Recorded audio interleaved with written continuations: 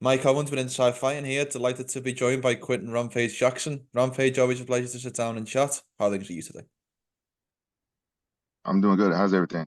I'm very well. Thank you for giving me some of your time. A couple of days out from your big event, UFL 5, Cejudo versus Mia, Arizona versus Las Vegas. How are your emotions ahead of the UFL's return?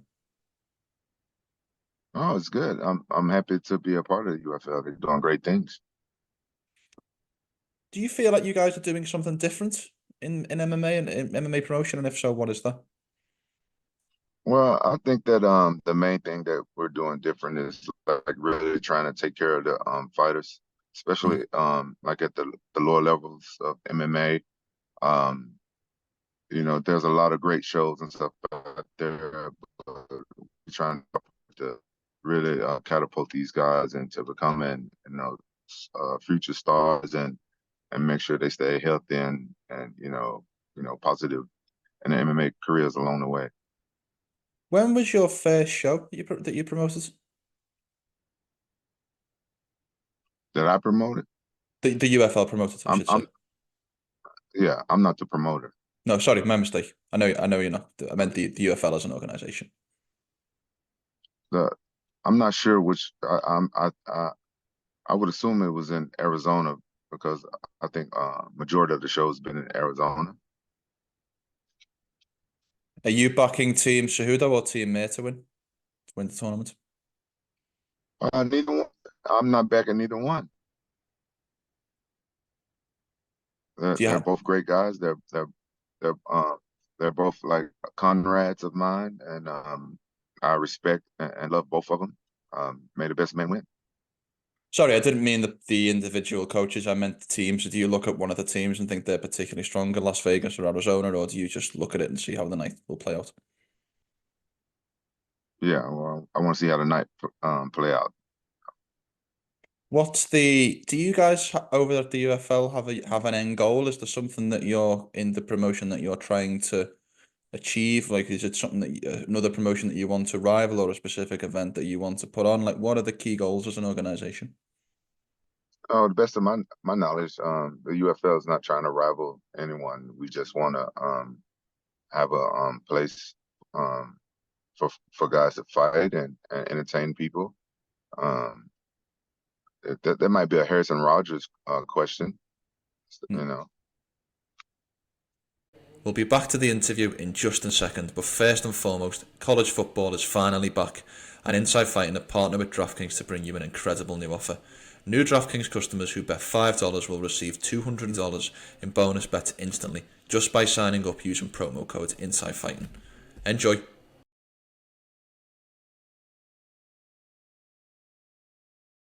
Turning the conversation towards yourself, I know the last time we spoke was around about 12 months ago, and you told me that the fight in the works was the Daryl Shuvner fight. Is that a fight that's still potentially on the card? Where are you at in terms of returning to competition?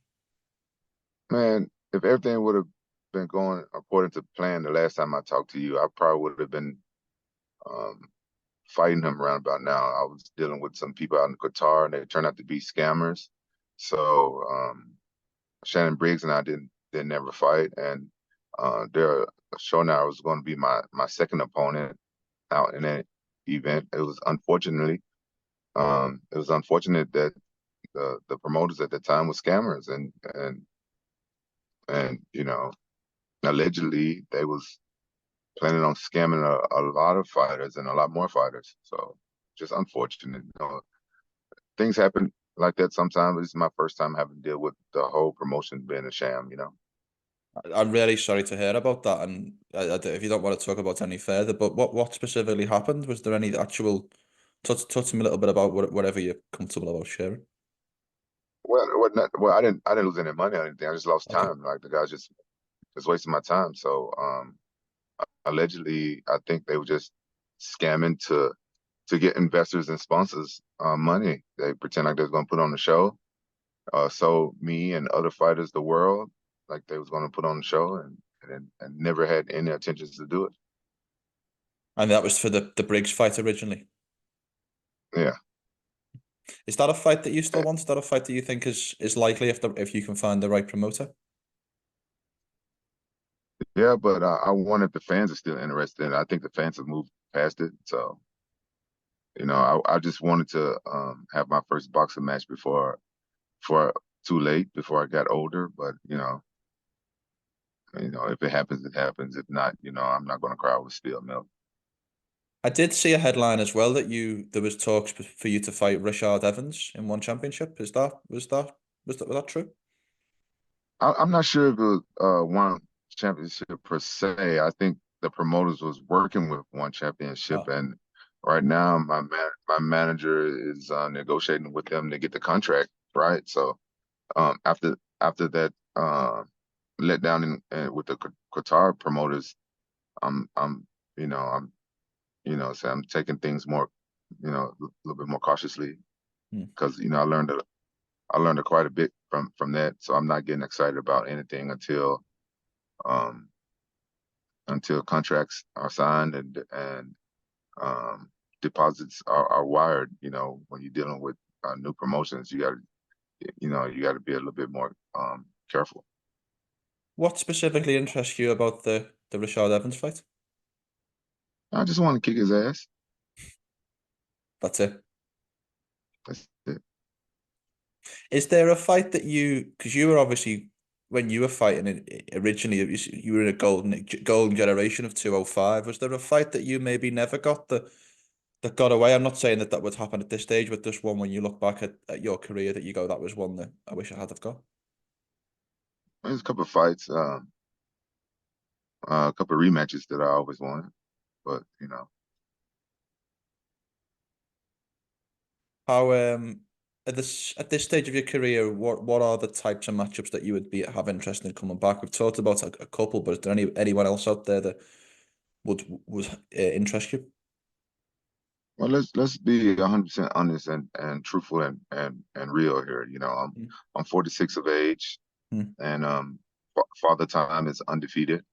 of course. And even though I still enjoy fighting and competing, um, I would have to say that the biggest fight is doing a training camp and training 3 times a day, especially with all the stuff I got going on with the UFL and F3 energy drink and doing my own podcast and doing a full training camp on top of that would be like it'd be a very big obstacle in my life.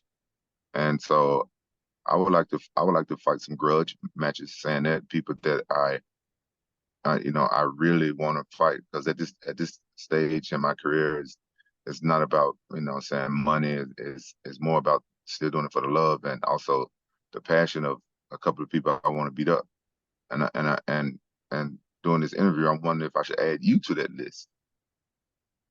Why is that?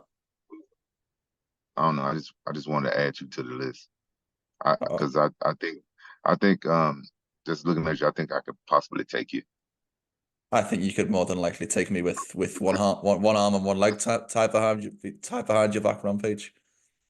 Don't be stumbling over your words, mate. How old are you? I'm 24. Oh yeah, see, I'm twice your age. Yeah, that'd be a good yeah that'd be a good that'd be like something good for I me don't if I I don't can I beat up don't I somebody. don't think Rampage Jackson against a nobody interview would sell many pay-per-views, unfortunately. Well, no, it's not about selling pay-per-views at this point. It's like me beating up somebody half my age and make me feel good about myself. Because you young guys, y'all got the advantage.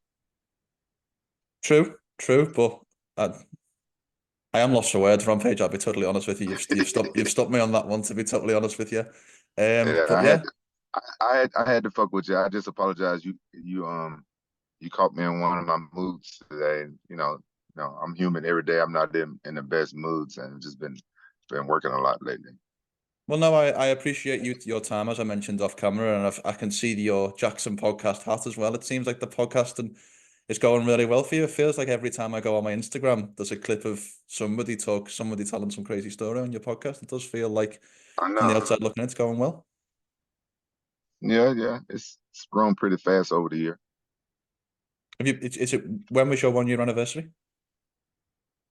Around August 8th, something around there. Okay. And is there one guest that you haven't had on yet that you're... How does it work in terms of getting guests on your podcast? Because I would imagine a lot of the guys want to come on the podcast as much as you want them on. No, I don't deal with that part of getting a guest and stuff like that. That's probably the hardest part of having a podcast. But honestly, if, from my understanding, it seems like everybody has a podcast. So can you imagine if you're somebody or anybody, you get hit up to do podcasts all the time, and everybody don't live in an area, and we like to do it in the studio, right? So I could imagine that it's pretty hard getting guests on a podcast. If I ever had to do my own podcast, I don't think I would. I don't think I would do a podcast where it depends on getting guests every day, because I hate asking people for things. I know there's a lot of people out there that don't mind asking people for things, because I get asked for stuff every day, like little small stuff, and you take the shoes off and put on other people's shoes, and so I can understand closed mouth don't get fed, but when you're a person that get asked a lot by people, sometimes it just get overwhelming, right? So you think it's no big deal to ask even a friend or acquaintance, oh, come on my podcast, but you don't know that they've been asked like 10 times that week or more to come on people's podcasts or for anything. I saw your arm wrestle with Paulo Costa. Do you think you get him in the rematch if there is one? Yeah, I think I can get Paulo Costa in a rematch, as long as there's no secret juice or no F3 lying around nowhere so he can cheat. I love it. Paulo Costa, yeah, Paulo Costa cheated me in the arm wrestling. I think I can possibly take him, but the kid is really strong, and I can honestly say that secret juice is working for him. But I know it's working, because every time he come visit, I ask him to bring me some secret juice, and he still hasn't brought me any. He wants to stay stronger than me. The most secret of juices, I must say. Look, Rampage, I know you're a busy man. I know you've got a lot on, so I thought I would finish off by just asking you for a couple of fight predictions for some upcoming fights. The first one I have is Alex Pereira versus Khalil Rountree, UFC 307. I don't have any predictions. Both of those guys are great fighters and stuff like that. But what I can say is that Alex is a great champion, and he's really good for the sport. I really like his fighting style, and Khalil Rountree is a future champion for sure. He's an excellent fighter, great fighter. But if Khalil Rountree upsets Alex, I won't be surprised. 100%. Francis Ngannou versus Renan Ferreira at the PFL, October 19th.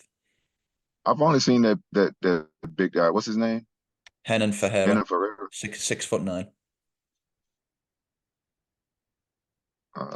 I've only seen him. I've only seen him fight one time against Bader. What's his name? Yeah, Ryan Bader, and he looked pretty impressive. But Ryan Bader was half his size. But Francis is a beast. He's one of my favorite fighters that's currently fighting right now. So I'm rooting for him all the way. And last one from me. This one actually isn't booked at the moment, but it's the fight that everybody wants to see in the heavyweight division. Jon Jones versus Tom Aspinall. Oh, Jon Jones versus Tom Aspinall. No, Jon Jones is the GOAT in my book. He's one of the best. And I recently saw Aspinall fight for the first time recently, and he's a great fighter. And he's a great champion. But I think it'll be tough for me to ever say that anybody will beat Jon Jones until it happens. 100%. Well, Rampage, thank you so much for the time. I know you're an extremely busy man with a lot of things going on in your day. So thank you for the time, and best of luck with the UFL event on Friday night. Thank you.